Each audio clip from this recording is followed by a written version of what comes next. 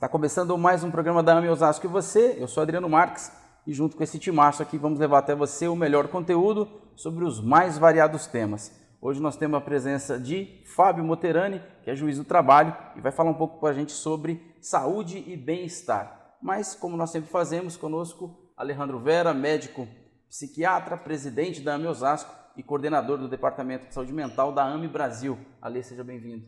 Obrigado, Adriano. Um ótimo dia a todos. É uma alegria a gente poder estar hoje com o nosso querido amigo Fábio, que vai trazer temas assim muito interessantes para essa discussão de saúde, bem-estar e esses momentos que a gente tem vivenciado hoje.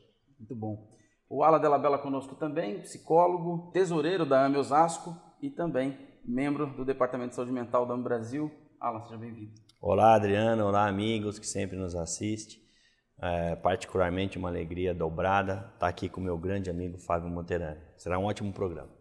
Muito bem. E para começar o bate-papo, Fábio, primeiro seja bem-vindo, uma alegria tê-lo aqui. Obrigado, muito bom. Adriano. Ficamos todos felizes que você aceitou o convite de participar conosco. Muito obrigado, é um prazer. Fábio, uma curiosidade, aí tem aqui já, se você olhar aqui, tem milhões de perguntas querendo saber como é que você entrou, como você entrou no Espiritismo, como é que você chegou, o Espiritismo chegou até você? Assim, foi na adolescência, eu sempre fui alguém que quis buscar conhecimento e eu estava buscando algo que pudesse fazer sentido na minha vida. E com meus 17 anos eu encontrei o Espiritismo para nunca mais sair. Não faz muito tempo, né, Fábio? Porque é novinho, tá já faz um tempinho, viu? O engajamento já faz algumas décadas aí, estudei as escolas espíritas, fui dar aula, palestras, inclusive em outras casas onde eu estava mais vinculado, que é aqui na Zona Norte de São Paulo, onde também eu nasci e me criei. Qual a casa? Minha casa é Núcleo Espírita Segue a Jesus. Uma casa grande que tinha um foco bem radiador de formação de espíritas na Zona Norte e ainda estou vinculado a ela, gosto muito dela. Qual é o muito bairro? Bem. O bairro é Casa Verde. Sim. Aliás, um bairro que tem muitas casas espíritas. É um bairro que você chega ali e sente uma atmosfera boa, sabe? Bastante gente engajada. E assim, mais importante que hoje o meu engajamento espírita, ele vai muito além da fronteira das casas, é na relação, nos valores que eu estou tentando vivenciar no meu dia a dia. E que eu acho que é o maior desafio dos espíritas hoje, né? Colocar em prática essa ética cristã espírita e tentar fazer diferença a partir de si mesmo, né? Fábio, como é que você faz essa ponte aí? Você é juiz do trabalho, como é que você faz essa relação? A gente vai falar hoje de um pouco de bem-estar, vamos trazer a questão do materialismo, da espiritualidade e tal. Sim. Como é que você mescla isso? Como é que é conviver com esses dois lados? A questão do trabalho está muito arraigado na questão material. Sim. E essa questão espiritual. Isso é realmente o maior dilema que eu particularmente tenho, acho que o espírito, no modo geral, tem. Mas assim, é uma coisa que eu tenho como princípio. Antes de ser juiz, eu sou espírita, que é a minha base. Antes de eu ser um pai, ou ser um filho, eu sou um espírita, que é a base de tudo. Mas, sem dúvida, ali no meu trabalho no dia a dia, a gente lidar com situações muito difíceis, de conflito, e é o desafio que todos nós temos. Eu estou dizendo de mim em particular, mas todos têm no seu dia a dia, nos seus conflitos, no seu trabalho, no seu dia a dia com a vizinhança, seja como for. A questão é que nós somos no mundo para vivenciá-lo e da maneira mais necessária possível para a nossa evolução, né? E é o que está sendo. A minha evolução, meu ponto de evolução tem sido o meu trabalho. Alejandro. Então, o público pode estar se perguntando, né, Adriano? Bom, estamos falando de saúde com o juiz. Profissionalmente, ele não faz parte da área da saúde. Mas a gente vai lembrar, assim, do conceito da Organização Mundial de Saúde, que diz assim: saúde não é somente a ausência de doença, mas o perfeito bem-estar físico, mental e social. E esse conceito é questionável, né? Porque já começa a falar sobre o perfeito bem-estar físico, mental e social, algo que nós estamos muito longe. Mas a visão social da coisa é extremamente importante para entender como isso dialoga com a saúde. E no entendimento de Emmanuel, de que saúde é a perfeita harmonia da alma. Então, daí a presença do Fábio hoje e a gente poder discutir justamente isso, né, Fábio? A importância de tudo que nós estamos vivendo nesta era e como que isso influencia nesses aspectos éticos, morais, que são a base também dessa ideia de Emmanuel como perfeita harmonia da alma quando ele fala sobre saúde. Como que isso se conversa? Sim, para nós esse diálogo do Emmanuel faz muito sentido, né? A questão é fazer sentido para as pessoas que não estão, não ser tão óbvio para algumas pessoas que não estão nesse ciclo e sobretudo para quem chega hoje no espiritismo, o jovem, que acho que a minha maior preocupação hoje são os jovens, Porque a gente está notando que as casas espíritas estão se escasseando, no modo geral a religião, como uma forma de se religar ao sagrado e tornar a gente uma vida mais plena de sentido, né? Isso é o maior desafio. E qual o grande problema que eu vejo particularmente nisso? Desse escasseamento das pessoas em se interessar por esse sagrado, por essa transcendência, é que as pessoas estão mais preocupadas com o seu imediatismo, com o seu dia a dia. E costumo dizer que é o Deus dinheiro, né?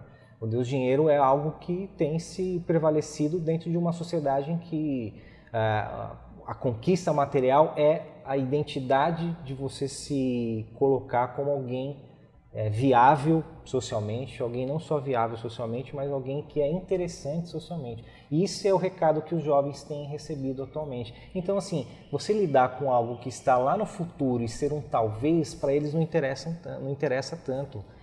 E é claro que a gente vai ter a dimensão do adoecimento cedo ou tarde, porque nós vamos ter embates que o dinheiro não vai resolver. Haverá choros tanto em bolsões de riqueza quanto nas periferias de dificuldades materiais.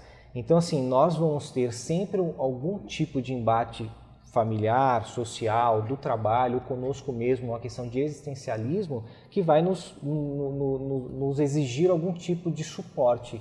E o suporte que hoje as pessoas têm buscado, e me parece que o Alejandro e o Alan, que trabalham nessa área, seriam mais habilitados a dizer, é que as pessoas, uma vez que fizeram uma escolha pelo Deus dinheiro, que é o que o Evangelho fala do mamon, né? Ela vai realmente, em algum momento, sucumbir a si mesmo em relação ao que está ao seu redor, e ela vai recorrer ao sagrado, ao transcendente, a uma desopilação dessa matéria que está incrustada na alma, mas, por outro lado, vão procurar um caminho do remédio, né? Sim. Porque, assim, é a mesma coisa quando você está fora de forma. Você tem que se reeducar do ponto de vista alimentar e você tem que fazer exercício físico, caminhar. Só que isso dá muito trabalho, exige muito esforço. Não tem algum remédio que possa burlar um pouco isso? A gente quer facilidades, né? Que é importante, né, Fábio? A gente sabe bem disso, mas ainda é uma visão imediatista, como você foi colocando, materialista, quando eu me reduzo só à importância do remédio como algo que vai resolver os meus problemas, né? E você traz essa questão do ser no mundo, do jovem. E Paulo nos coloca a importância de estarmos no mundo e não ser do mundo. Aproveitar o que o mundo nos oferece, mas sempre com muito equilíbrio, né, Alan? Vencer o mundo e não vencer no mundo, né? Que seria uma visão mais materialista. Mas estamos em pontas diferentes, né? O Fábio estava dizendo, e Emmanuel acrescentou numa frase, resumiu numa frase que ele fala: existem lágrimas que o materialismo não vai secar.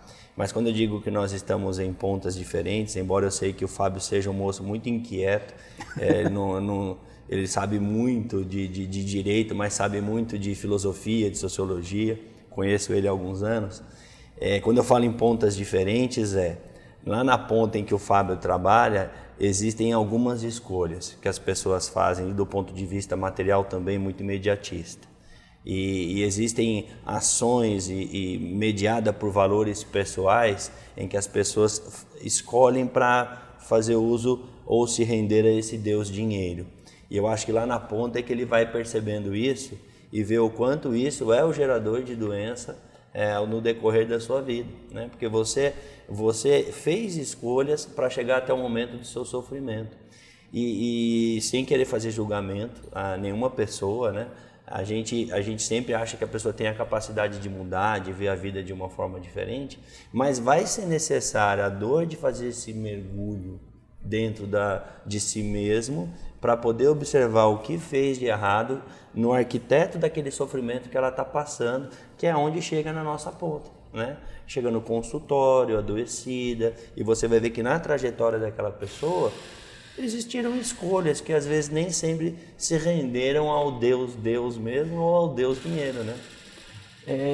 Fábio, você fez um comentário em relação à questão dos jovens, e aí pegando essa parte do materialismo, a gente tem visto hoje na rede social, e eu estava assistindo uma entrevista do Denzel Washington, achei muito interessante, que uma repórter fez uma pergunta para ele dizendo que havia tido uma discussão entre ele e o presidente, um candidato e tal, e ele disse: olha, isso é uma mentira, mas o mais importante para vocês é chegar primeiro.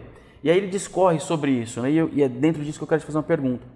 Hoje, para o jovem, é muito importante, quando você cita, né, de que o futuro para ele não importa, o passado também não. Se você falar, por exemplo, né, só apenas um exemplo, pessoal, a queda do Muro de Berlim, que para nós 4 aqui foi algo sensacional, que a gente assistiu pela televisão, sim, e arrepia de falar porque a gente sentiu o que o alemão sentiu derrubando aquele muro, né, as pessoas guardando um pedaço do muro.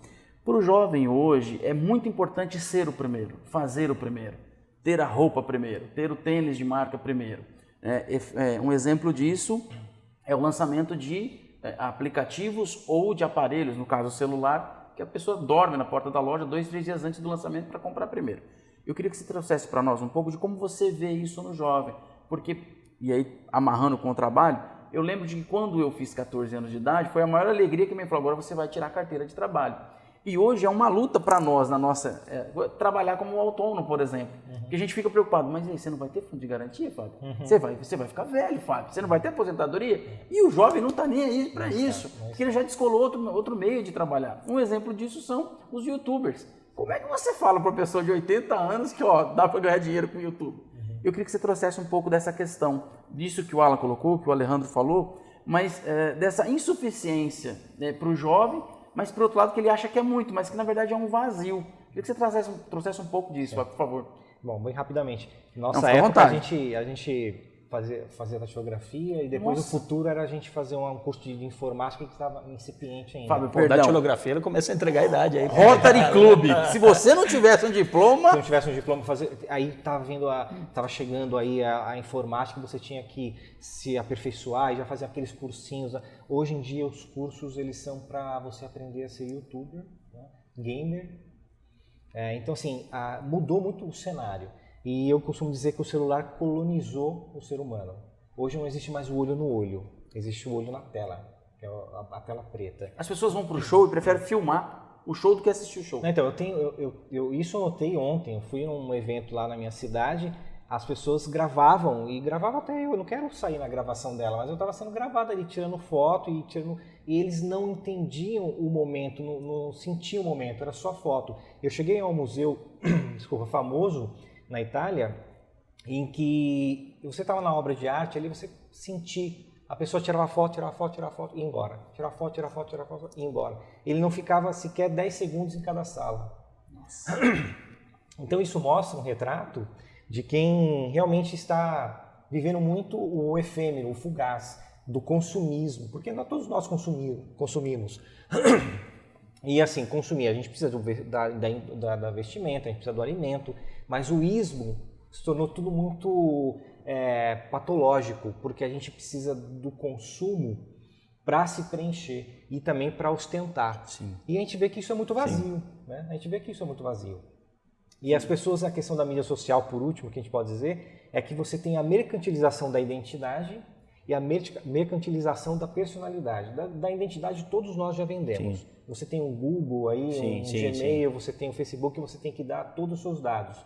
Você tem o celular e sabe onde você andou, e tem até uma maneira de ouvir a gente do ponto de vista matematizado, não é alguém que fica lá ouvindo nossas conversas, mas ele tenta ali transformar aquilo em algoritmo para você virar aquilo em consumo, transformar em consumo. Então veja, a questão, isso é a venda da mercantilização da identidade. E tem da personalidade, que é a pessoa se vender no Facebook. O Facebook ele se alimenta a partir do nosso perfil, a gente fica ali se alimentando o local. O Instagram igualmente, o Twitter também. E a personalidade, porque a gente cria máscaras ali. Sim. O jovem cria máscaras que não são verdadeiras. Exatamente. Ele mostra uma felicidade que ele não tem, esconde às vezes uma depressão, esconde às vezes um problema sério que pode ali estourar ali na frente, ele não ter o suporte para lidar com aquilo. E isso a gente vai levando uma bola de neve. E as relações elas são muito assim fugazes e superficiais. A gente está perdendo olho no olho. Está perdendo leituras edificantes, as pessoas vão ler mais. E quando vai assistir, passando de 20 minutos já não querem mais assistir, não tem mais 20 paciência. 20 minutos? Está sendo muito generoso. Não tem mais paciência. Então esse é um cenário que a gente pode tentar racionalizar e tentar reverter. Certo. Pessoal, nós temos uma novidade no programa. Se você gostou, aqui embaixo tem um link do podcast. Adriano, o que é podcast? É um áudio. Então, para a galera, os mais jovens, acima dos 60, 70 anos, é um áudio que você vai baixar e vai ouvir onde e como quiser. Então, no link aqui embaixo, fica mais fácil para você participar com a gente e acompanhar, distribuir isso para todo mundo. até porque você pode baixar esse link, baixar o áudio e mandar isso pelos grupos de WhatsApp, enfim, e-mail, do jeito que você quiser enviar. Ok? Nós ficamos por aqui. Esse é o primeiro bloco, esse é o primeiro programa com ele. Bate-papo muito bacana com o Fábio Motterani. E claro que a gente vai continuar isso aqui sobre outros temas. Acompanhe todo sábado aqui no canal da AME todos esses bate-papos. Um abraço, Fábio, mais uma vez. Muito obrigado por participar. Eu que agradeço pela atenção. Obrigado. Alan? Muito obrigado. Foi legal esse primeiro bloco, mas tem mais por aí. Muito bem. Alejandro? Daqui a pouquinho a gente continua. Muito bom, pessoal, ficamos por aqui. Deixe o seu like, se você ainda não se inscreveu no canal, faça isso. Deixe sua pergunta, tire sua dúvida, participe conosco. Até a próxima.